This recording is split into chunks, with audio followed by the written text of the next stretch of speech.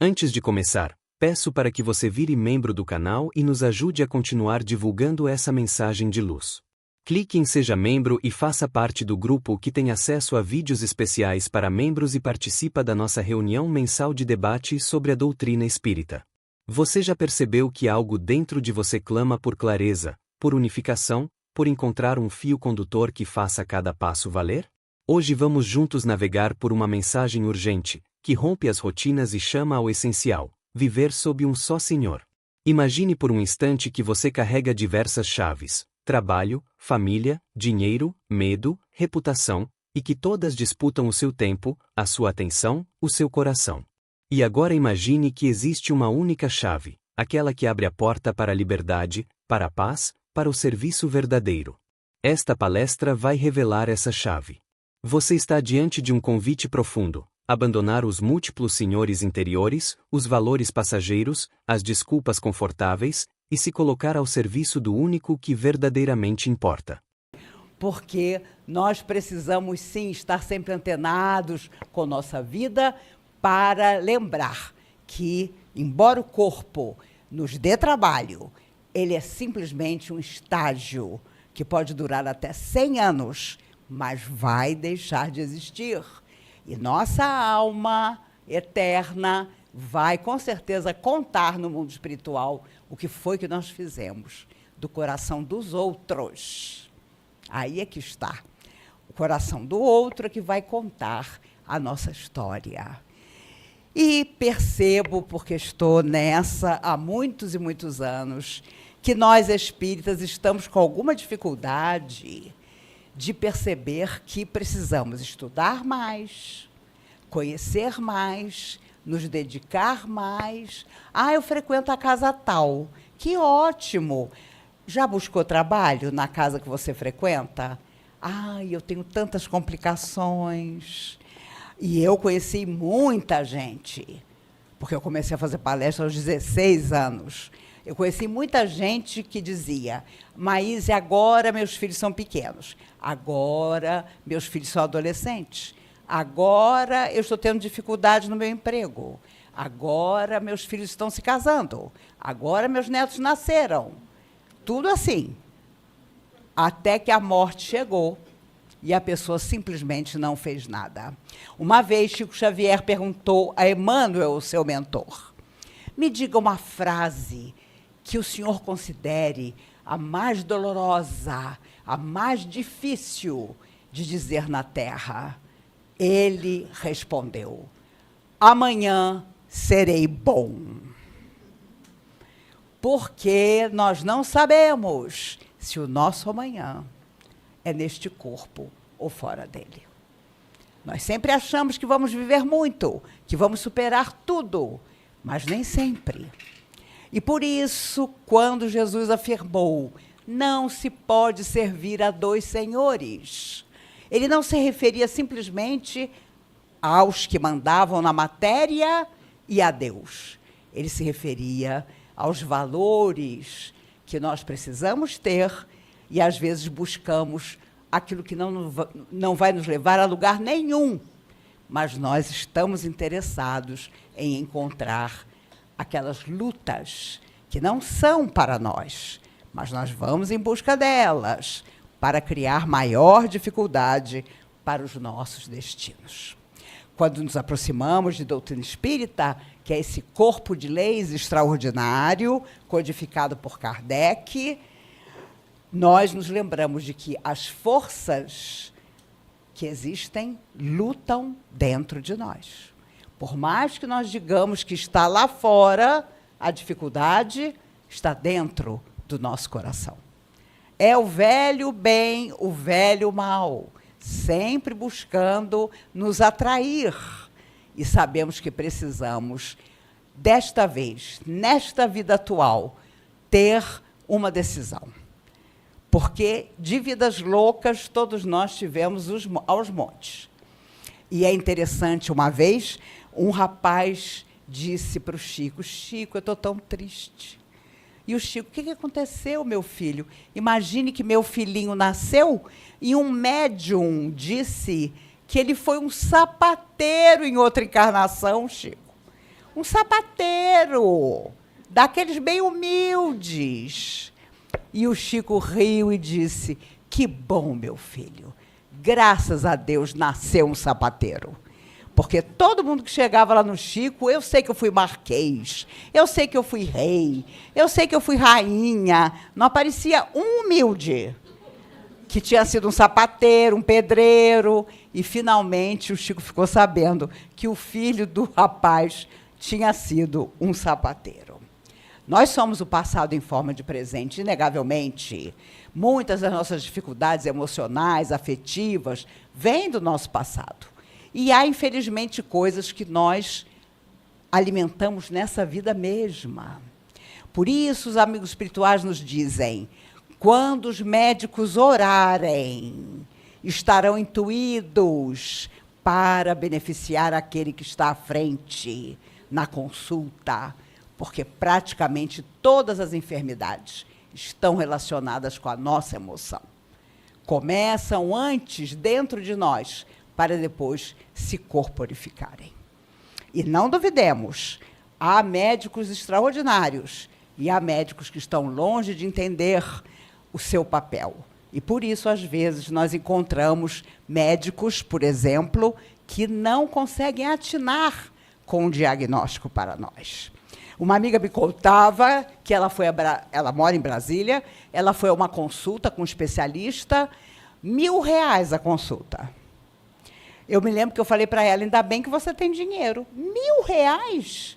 R$ 1.000, Maíse. E, claro, a parede do consultório do homem era de veludo. Mas, 20 minutos depois de eu estar à frente dele, ele não tinha levantado o olhar para me olhar. E eu, para chocá-lo, disse: o senhor já reparou que eu uso óculos? E o homem teve um choque, porque ele não tinha olhado para ela. Ela estava sentada na frente dele, buscando uma saída para a dificuldade dela, e ele não sabia que ela usava óculos, porque ele não tinha olhado para ela. E ela morta de arrependimento dos R$ 1.000. Com razão, dá para fazer um senhor mercado. Porque a verdade é que, às vezes, não nos conscientizamos da importância da tarefa que temos. E um dia haverá no mundo em que aquele que é responsável pela limpeza de uma rua saberá que está palmo a palmo com o médico, com o cientista, porque o trabalho de cada pessoa, da dona de casa, de todos aqueles que anonimamente levam a vida em frente, é importante. E nós espíritas, estamos esquecidos de tanta coisa. De chegarmos à casa espírita e dizer: como eu posso ajudar? Mas de levar a casa espírita dentro de nós para estar lá fora. Porque aqui, entre as paredes protegidas do centro, todos nós somos bons. Mas lá fora, no dia a dia, é que as coisas precisam realmente acontecer. Eu tive um vizinho que, na época, eu tinha uma cachorra, eu entrava no elevador e eu dizia: bom dia. Ele com uma cara horrorosa. Ele não me olhava, ele me lançava aquela energia difícil. E ele tinha um filho, adolescente, o rapaz teve problemas, ele foi à comunhão. Para a falta de sorte dele, ele caiu na noite em que eu estava dando orientação. E ele entrou com o menino, contou toda a situação do filho, e eu pensei comigo na minha ilusão, quando eu estava voltando para casa: meu Deus, obrigada. Porque ele viu que eu sou uma pessoa séria, sou uma pessoa que trabalha na casa espírita. Amanhã, quando eu entrar no elevador, ele vai me tratar diferente. No dia seguinte, eu entrei com a minha cachorra, isso já tem mais de 20 anos, e ele olhou para mim e disse: eu sei quem a senhora é. Por isso que a senhora tem essa cara de manhã cedo, de quem saiu do corpo. Vocês espíritas não são normais. Gente, juro, eu pensei, meu Deus, e pensar que esse homem está com um filho com um problema tão sério, foi orientado, infelizmente, por mim, e está me acusando de ser maluca. E eu, tranquilamente, disse a ele, o senhor sabe, a minha avó já era espírita na década de 20, quando a polícia fechava a casa espírita com madeira e prego. E os psicógrafos tinham que ir na delegacia, e o delegado dizia assim, quem é esse Eurípides de Bassanufo aqui? Quem é esse Bezerra de Menezes? Que receita é essa desse Dias da Cruz? Ali, para ser espírita, não era mole, não. Hoje é uma tranquilidade. Às vezes eu vou numa reunião social e as pessoas começam a se catucar. Aí eu estou sentadinha, a pessoa vem, você não é espírita? Sou. Aí deixa eu te contar um sonho. Aí a festa acabou. Porque forma aquela filinha de gente querendo contar que viu o avô no banheiro, que tem uma cadeira onde ninguém pode sentar porque o sobrinho sentava e morreu. É cada história de arrepiar. Principalmente porque são histórias de quem não estuda doutrina espírita. Precisamos estudar doutrina espírita. A cada 2 anos, eu vou citar meu exemplo, eu releio a obra de André Luiz através do Chico. Memórias do Suicida também, que é um clássico do mundo espiritual. Um livro extraordinário. E, quando eu conto as histórias, as pessoas dizem, de onde você tirou essa história? Aí eu digo, de Céu e Inferno, de Entre a Terra e o Céu, de André Luiz. Nosso Lar é o mais conhecido por causa do filme. Mas os outros, a pessoa, nossa, eu li, mas eu não me lembro. Mentira, não leu. Porque se lesse, tinha que reler, e reler, e reler, até nós percebemos que ali está um mapa do mundo espiritual. Por isso, quando em 41 surge o Nosso Lar, os espíritas ficaram enlouquecidos, porque ainda queriam ter a ideia de céu, purgatório e inferno. Era tão confortável imaginar que, saindo do corpo, as luzes viriam nos buscar e nós não tínhamos mais nada para fazer. E foi isso que deixou o pessoal alterado. Tem gente até hoje que questiona a obra de André Luiz, porque ali está a realidade. Aquilo que nós vamos encontrar, aquilo que nós deixamos para vir à Terra e vamos voltar para, novamente, estar em contato com essas forças. E aí nós temos que começar a pensar. Por exemplo, quais as forças às quais eu me atrelo? Por que eu me desencorajo? Que forças são essas que me atingem para me desanimar, para me deixar melancólica? E quantos suicídios, meu Deus, que existem. Ano passado, na Paraíba, a primeira senhora que veio falar comigo me abraçou e disse, Maíse, eu vim te agradecer porque há 4 meses eu acompanho as suas palestras. Eu, ai, que lindo! E aí ela disse, sabe como foi que eu descobri você? Eu fui ao mercadinho em frente à minha casa. E quando eu voltei, o meu único filho tinha se enforcado no lustre da sala. Isso e mais histórias que eu passaria a noite contando a vocês. Os jovens estão desistindo de viver, porque estão assediados por influências que querem dominá-los e acabam por dominá-los. Mas para muitos pais é tão conveniente que o filho fique no quarto. E ele diz aos amigos, meu filho fica ótimo, porque ele fica na internet o tempo todo. Mas nós não sabemos as influências que ele está procurando. Lá em Brasília, um menino de 9 anos, o pai disse, eu vou lanchar com a sua mãe, você quer alguma coisa, quer ir conosco? Não, pai, traz um sanduíche para mim. Ele fez questão de escolher o recheio do sanduíche. Quando o pai voltou, ele havia cortado os fios do varal de roupas e tirado a própria vida, com 9 anos. Então, nem adianta dizer, já tinha 16, já tinha 17. Meninos de 9, de 11 estão indo embora. E nós estamos dando que exemplo? Nós estamos convidando o nosso filho a uma campanha Alta de Souza. Nós estamos dizendo para o nosso filho, olha, hoje tem uma reunião lá no centro que é distribuir para as pessoas que precisam alguma ajuda. Vem comigo. Eu não chamo não, porque ele vai ficar chateado, ele não gosta dessas coisas. Mas as almas que vêm do espaço para progredir em nossos braços não podem ter muitos senhores dentro da sua emoção. Precisam ter um Senhor só, que é Jesus, sempre a nos dizer que precisamos amar e servir. Emmanuel dizia, acima de qualquer coisa, é preciso ser digno, reto, nobre.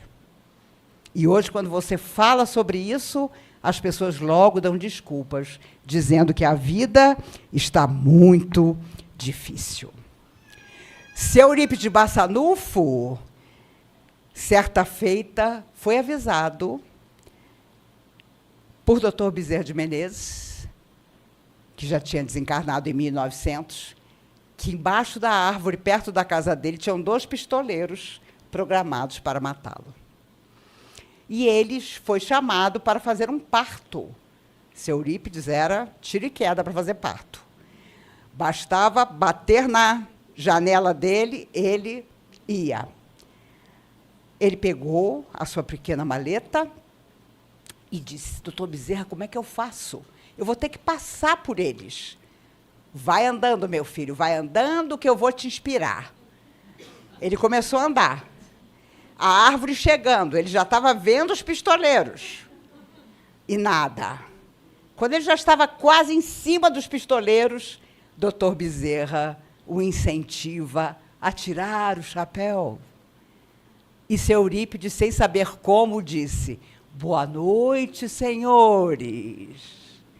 E os pistoleiros, boa noite, seu Eurípides. E ele passou, e os pistoleiros saíram correndo, chorando, sem saber por quê que estavam chorando e correndo. Porque as pessoas que dedicam a sua vida ao bem, no último instante da sua luta, da sua tristeza, do seu sonho desfeito, surge a solução. Sempre surge a solução. Eu sou uma devedora de seu Eurípides Bassanufo por vários motivos. Mas, quando eu tinha 18 anos, eu já fazia palestra há 2 anos, as pessoas elogiavam, né? Nossa, essa menina com 18 anos já faz palestra. Chegavam para os meus pais e diziam, nossa, a sua filha deve ser muito endividada, porque ela já faz palestra com 18 anos.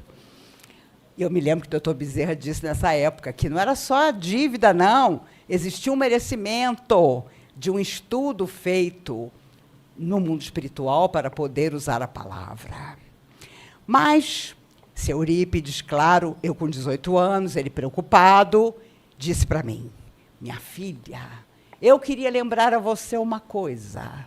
A vaidade é um chicote invisível que vai lanhando e tirando as forças de quem se deixa levar por ela. Gente, eu era gorda, eu era feia, eu ia ser vaidosa.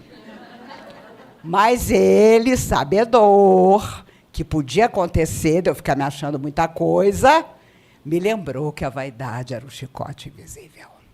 E é mesmo, porque ao longo de 53 anos de trabalho, eu já vi oradores extraordinários desaparecerem. Porque começaram a acreditar que eles eram insubstituíveis, que eles eram maravilhosos, que sem eles a doutrina espírita não ia para lugar nenhum. E nós não podemos pensar assim.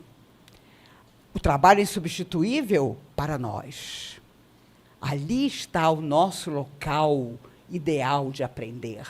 É onde ninguém quiser fazer o trabalho, vamos nós fazer esse trabalho.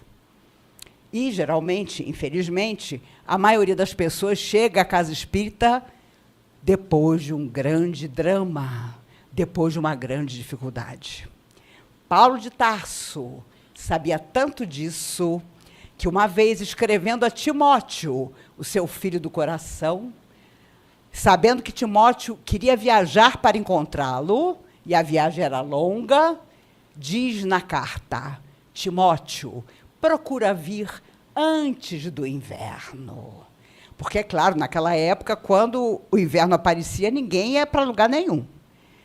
E é claro também que Paulo não estava falando do inverno material, climático, mas lembrando a Timóteo que, enquanto ele fosse jovem, ele devia aproveitar para estar com Paulo. Porque Paulo sabia que o tempo dele ia chegar. E por que é que nós esperamos o inverno das nossas lutas, das nossas solidões, para chegar ao trabalho da doutrina? Que antes do inverno nós possamos nos aclimatar ao bem. Perguntar como nós podemos ser úteis. O que nós podemos fazer que ainda ninguém fez, porque falta oportunidade, porque a pessoa tem o dia ocupado, e se nós não temos, por que não vamos nós nos colocar? Nós que afirmamos saber que somos imortais, que sairemos da morte muitas vezes, da vida nunca sairemos. Então, há muito a fazer. Só ontem a noção do belo e do verdadeiro chegou ao nosso coração.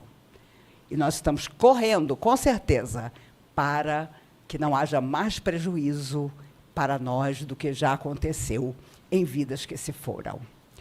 Antigamente, quando eu era garota, as pessoas chegavam na casa espírita e diziam assim: eu não tenho namorado, eu tenho certeza que é alguém de outra vida que não deixa eu ter namorado. Ou então chegava e dizia: eu quero saber o que eu fui em outra vida. E a pessoa ficava contrariada se ela não ficava sabendo. E eu me recordo bem de que André Luiz dizia, através do Chico: nunca procure remover a pedra do túmulo, porque sempre cheira mal. E é verdade. Se nós somos o que somos hoje, imagine o que nós éramos em vidas que se foram. Mais egoísmo, mais orgulho, mais vaidade, mais preconceito, mais intolerância. E eu confesso a vocês que eu também caí nessa, porque eu sempre achei que, a essa altura, eu não estaria fazendo nem prece em casa espírita, porque um monte de gente jovem teria chegado para falar no meu lugar. Mas a coisa continua difícil, principalmente para as mulheres oradoras. Quase não há mulheres que usam a palavra.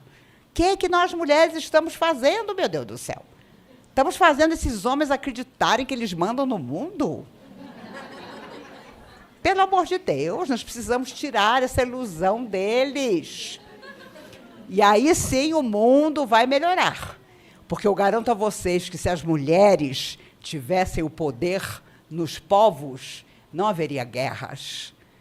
Porque a mulher é sempre mãe, e ela não admitiria ver um filho dela caminhando para a guerra, para a morte. Os homens acham lindo, mas nós, mulheres, sabemos o preço que se paga em várias vidas, pelas vidas que foram tiradas. E ainda assim somos tímidos, somos tímidas, no caso, achando que não somos suficientemente inteligentes para assumir determinadas coisas.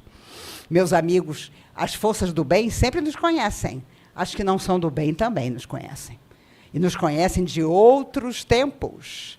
E elas vêm saber quanto nós já temos de amor dentro de nós. Uma vez, Chico Xavier estava vivendo um drama muito grande, uma dor muito grande. E ele sentou-se e começou a fazer uma oração.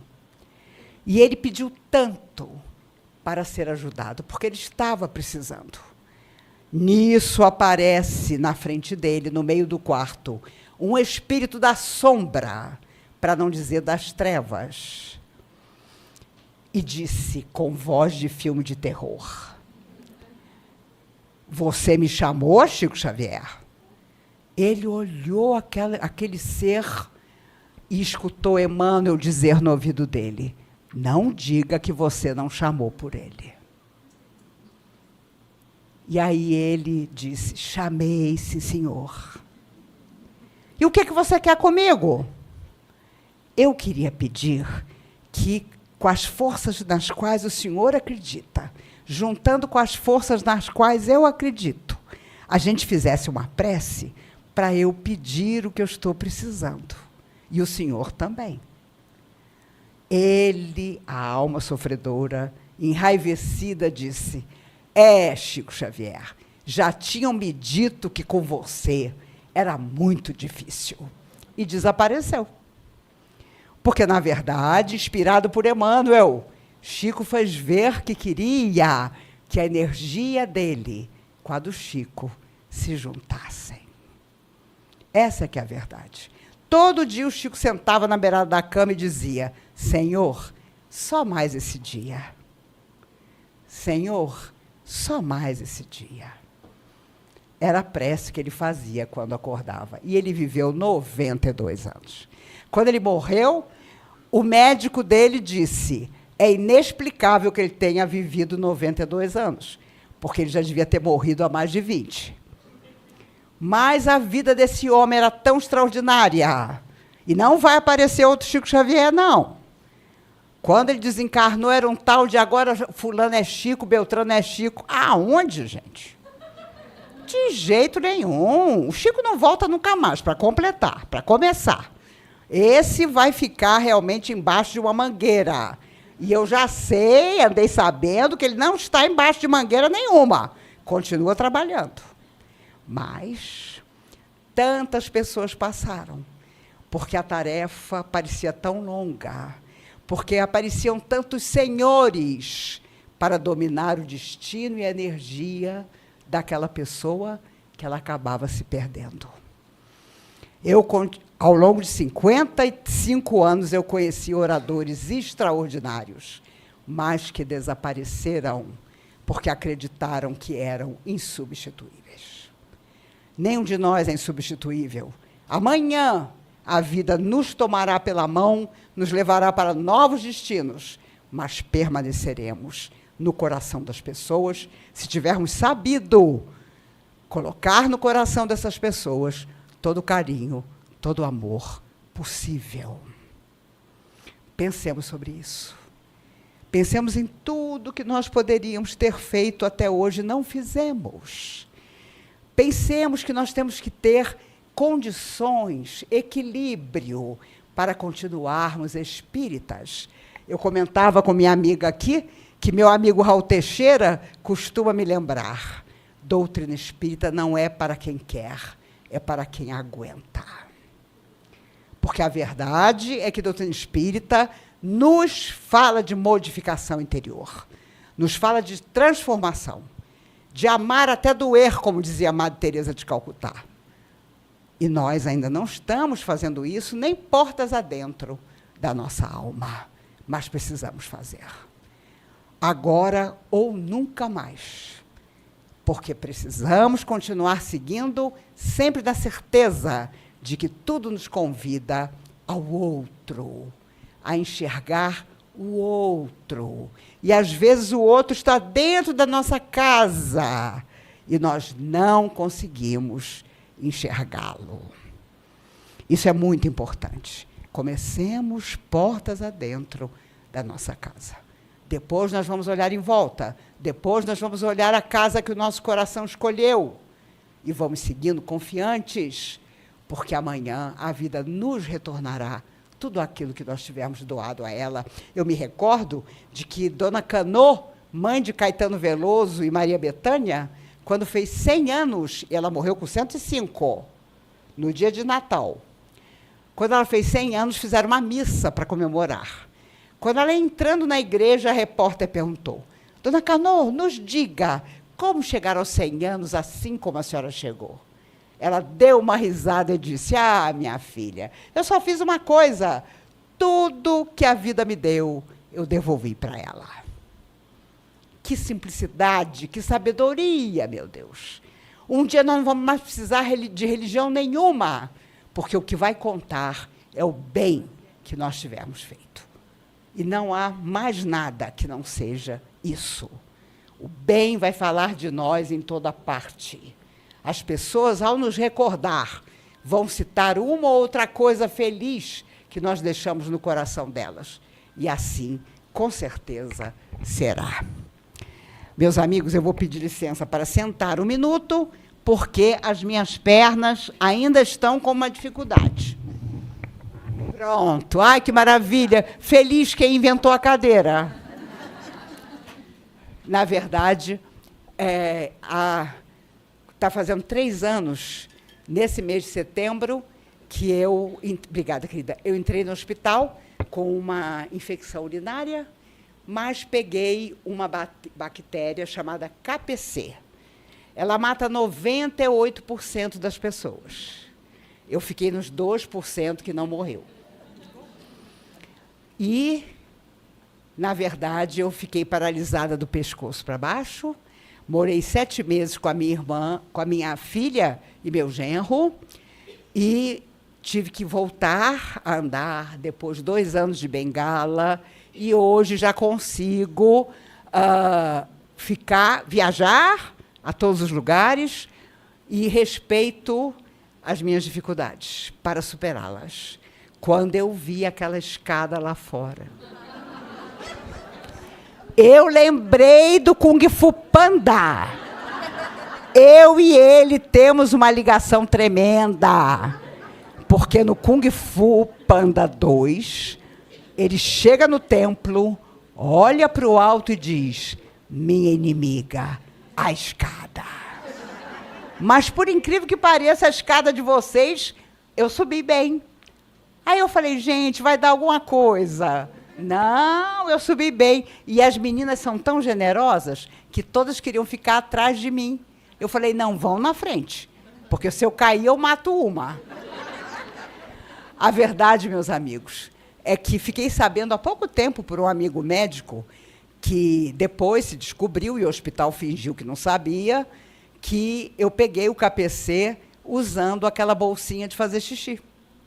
O cânulo dela estava contaminado pelo KPC. E ele me contou, esse amigo médico, que tanta gente pegou este KPC que a fábrica, a cada 10 dias agora, é obrigada a trocar tudo de cada paciente que está internado. Eu perdi 70% da minha audição. Eu só escuto 30% aqui, 30% aqui. E aí, quando você vai comprar um aparelho, para não ficar completamente surda, o responsável diz, 35 mil. Aí eu falei para minha única filha, Mariana, me leva para o hospital, que com certeza eu estou infartando. 35 mil.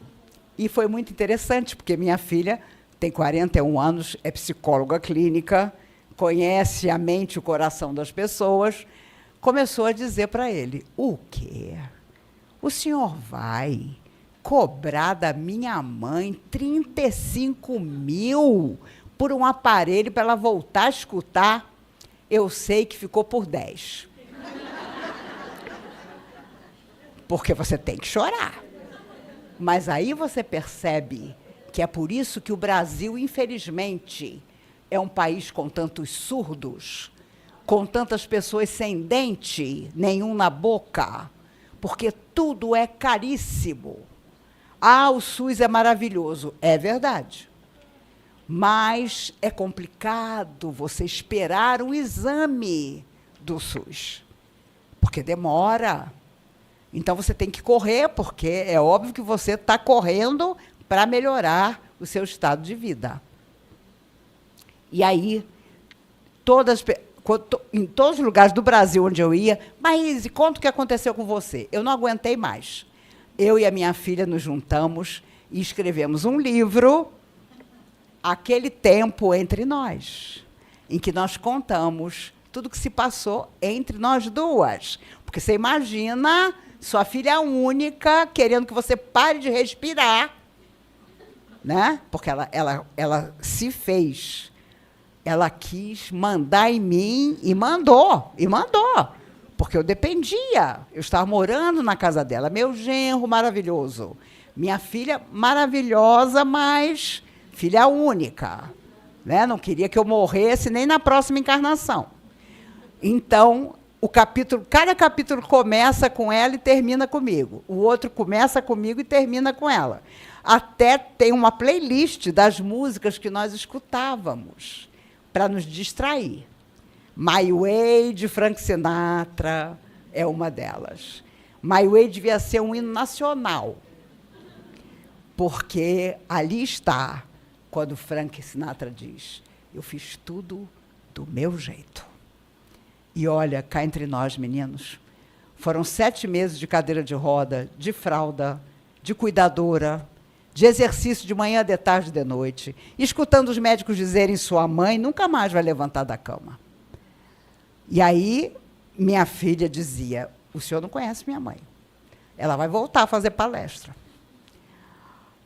Aí o médico ficava com aquela coisa. E o interessante é que o livro ficou alegre. Não ficou um livro triste. Mas o que eu estou puxando esse assunto, cá entre nós, não tem livro para vender hoje aqui. Se você quiser, é www.aqueletempoentrenós.com.br. A própria Mariana embala o livro e manda para sua casa. Mas o que eu quero contar é que, pelo Instagram, as pessoas começaram a contar as suas histórias. Maíse, eu sou espírita. Mariana, a minha filha também se chama Mariana, mas ela não fala comigo.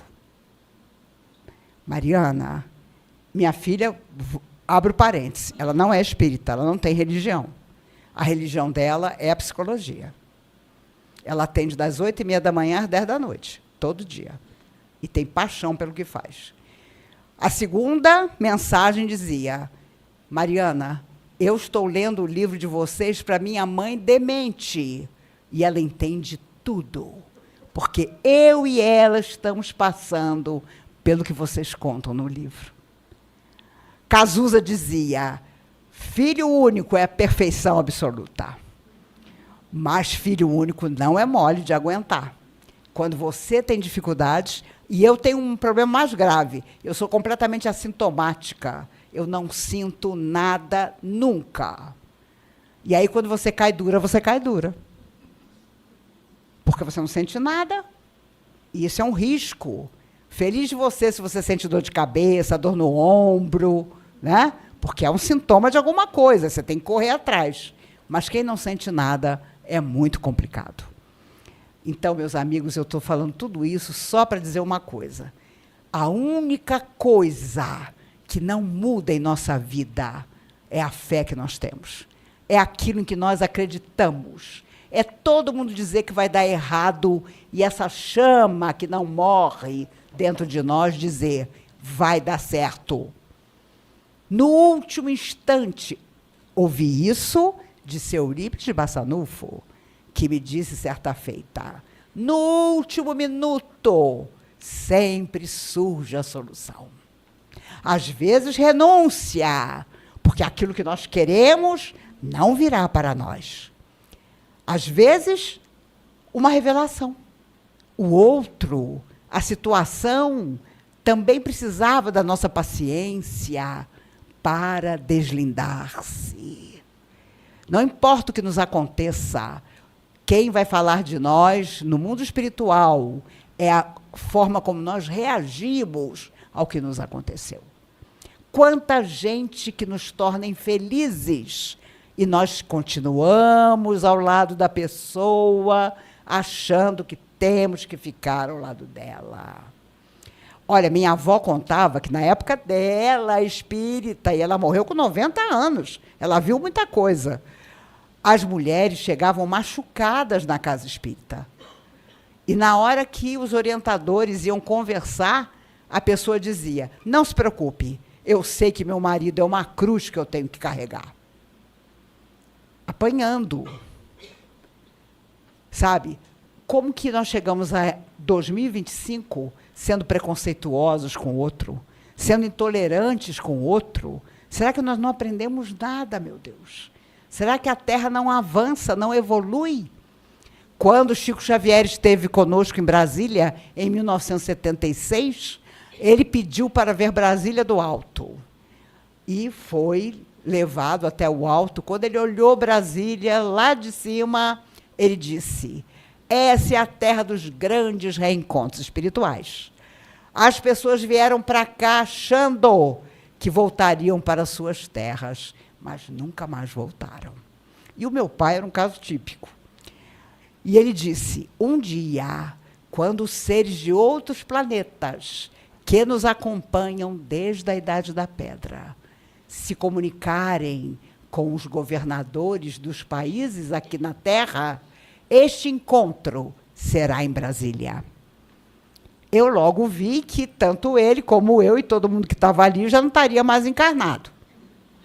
Da turma que estava ali, eu acho que sou a única que ainda está na Terra. Já foi todo mundo. Mas que extraordinário será quando esses seres que nos acompanham há tanto tempo vierem nos dizer que Jesus também falou para eles: há muitas moradas na casa de meu pai. Eu me vou para vos preparar o lugar. Meu pai trabalha até hoje, eu trabalho também. Quando o cego de Jericó chega a ele, cego, completamente cego, Jesus sabiamente pergunta: que queres que eu te faça? Isso é conhecer a alma humana como ninguém. Porque ele podia ser cego, mas querer outra coisa. Senhor, que eu veja. Ele não disse: Senhor, que eu enxergue. Ele disse: Senhor, que eu veja. Ver é mais do que enxergar. Pois eu quero. E cura o cego de Jericó. Meu Deus, e nós... Vou abrir um parêntese. Os espíritos amigos dizem que muitos de nós, espíritas de hoje, estávamos na época do Cristo ouvindo da sua boca o sermão da montanha. Essa epopeia de luz. E com certeza não fizemos nada, porque senão não estávamos aqui até hoje. Já teríamos avançado mais. Por isso, um só Senhor, aquele que comanda as nossas emoções e nos ensina a ser felizes fazendo os outros felizes.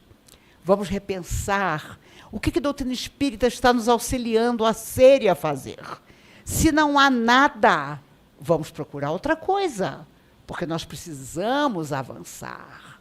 Avançar no coração, na beleza de nossa alma, no abraço fraterno, no sorriso, mesmo quando temos enormes dificuldades para sorrir.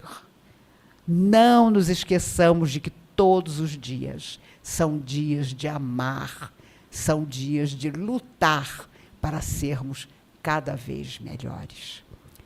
Um rapaz que trabalhava no Instituto Médico Legal, em Uberaba, disse: Chico, eu já abri não sei quantos corpos, nunca encontrei essa alma de que você fala. E o Chico, sorridente, disse: oh, meu filho, mas você está procurando o passarinho quando ele já saiu da gaiola? Um dia, alguém nos dirá, quando for o nosso último minuto na Terra: bem-vindo, amigo, o mundo ficou um pouco melhor, porque você viveu nele. A Alta de Souza, poetisa do Rio Grande do Norte, a primeira vez que psicografou uma quadrinha através do Chico, chorava tanto que o Chico disse: eu não sabia se era eu que chorava ou ela que chorava usando meus olhos. E ela tem uma quadrinha que eu adoro, é a minha favorita. Ela diz: embora desiludida, alma cansada e sincera, por muito te dou a vida, não desanimes, espera. que nós possamos esperar, mas esperar servindo, esperar amando, esperar dizendo, olha, hoje eu não estou bem, eu converso com você amanhã. Hoje você me pegou num momento difícil, mas eu tenho certeza que daqui a umas horas eu vou poder ajudar você como você merece ser ajudado. Mas não batamos a porta no rosto da pessoa que nos procura, porque o dia de amanhã vem perto. As pessoas contavam coisas horrorosas para o Chico. E Emmanuel dizia para ele, o dia de amanhã vem perto. Sabedor de que a pessoa sairia dali e ia buscar, com certeza, o seu próprio destino. Um rapaz chegou até o Chico carregando a filha, cega, surda, muda, paralítica. Chico, eu estou indo para São Paulo para buscar socorro para minha filha. Ela só tem 7 anos, tem todas essas dificuldades. E o Chico abraçou os dois. Vai com Deus, meu filho. Siga o seu destino. Sua filha é tão querida, porque tem você como pai. O rapaz se afastou. E Emmanuel diz a Chico, ele era um menestrel no século XIII e andava pelos castelos, fazendo com que as moças se enamorassem. A cada uma delas, enquanto ele cantava, prometia casamento. Houve uma que acreditou e ficou esperando que ele voltasse, e ele não voltou. Ela então se lança de um abismo, inconformada com a ausência do rapaz que ela amava. Ali, na década de 1970, estava o menestrel de ontem, hoje pai amoroso, carregando nos braços a filha que tinha sido suicida no século XIII. Agora os dois se reencontraram para seguirem juntos, resgatando seus débitos para serem um dia felizes. Primeiro, sejamos bons. Frase de Dr. Bezerra de Menezes. De Dr. Bezerra de Menezes. Desculpe, seu Eurípides. Frase de Eurípides Bassanufo. Primeiro, sejamos bons. Depois, nós seremos felizes. No livro Instruções Psicofônicas, da década de 50, em que Chico não psicografava, os espíritos falavam através dele. Isso durou 3 anos, até que Emmanuel acabou com a confusão. Disse logo, chega, porque a mensagem deve ser, através do médium, é pelo lápis. Olha a disciplina. Mas o livro ficou maravilhoso, porque Arnaldo Rocha, já está no mundo espiritual também, juntou as mensagens e o livro chama-se Instruções Psicofônicas. Há uma mensagem de seu Eurípides Bassanufo ali, maravilhosa, em que ele nos fala da beleza de sabermos que servimos a Jesus, que somos os representantes dele na Terra, porque o nosso coração escolheu isso. E no finalzinho da mensagem, ele diz, hoje, nesta vida, é preciso ser mais do que pó. Eu já li essa mensagem milhares de vezes, porque cada vez que eu penso que nós já fomos só pó, nós percebemos a necessidade de nos iluminarmos. Porque pó nós já fomos e seremos sempre, mas é preciso que haja luz, que possamos passar a luz. Eu vou ser cremada, e minha filha perguntou, mãe, o que eu faço com as suas cinzas? Eu falei para ela, liga o reverso do aspirador de pó e está tudo resolvido. Porque eu tenho certeza que eu vou estar tão longe que eu não vou querer saber o que foi feito das minhas cinzas. Às vezes o meu corpo me dá dificuldades, eu já digo logo, corpinho, se prepare, você vai virar pó. Mas ele não se deixa bater. Façamos isso, meus amigos. Quando alguém nos pedir a túnica, vamos ceder a capa. Quando alguém nos disser, caminha comigo 1000 passos, vamos caminhar mais 1000. Nos arrependeremos de qualquer coisa, mas nunca do momento de silêncio na hora certa, do olhar que enxergou o outro que precisava de você. E quando a pandemia começou, eu me lembro que eu pensei, meu Deus, agora a humanidade vai evoluir. Meu Deus, foi o maior engano da minha existência. Nem com meus namorados eu me enganei tanto. Porque, gente, quando a pandemia acabou, um vizinho não olhava para o outro. As pessoas não se olhavam dentro da própria casa. Tem gente que brigou naquela época que até hoje está brigado. O que é isso, meu Deus do céu?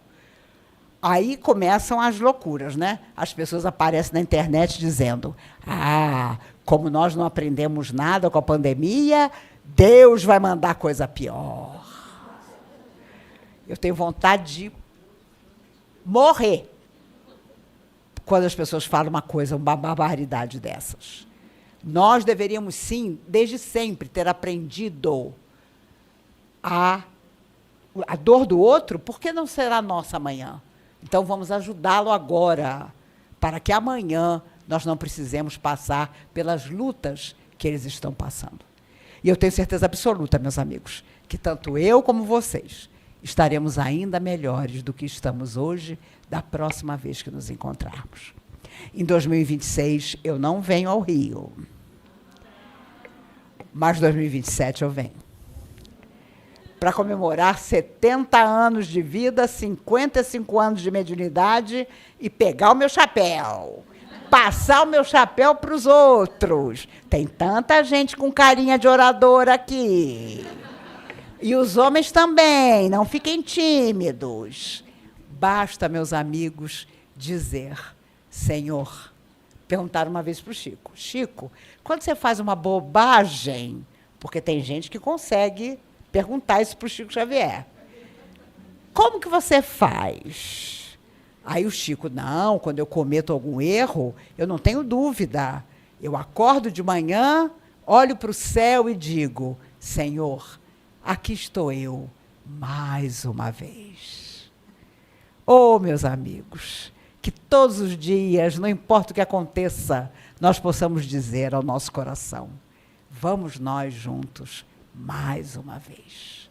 E eu tenho absoluta certeza de que um dia, seu Eurípides de Bassanufo, no mundo espiritual, vai nos reconhecer como trabalhadores da casa que levava o seu nome.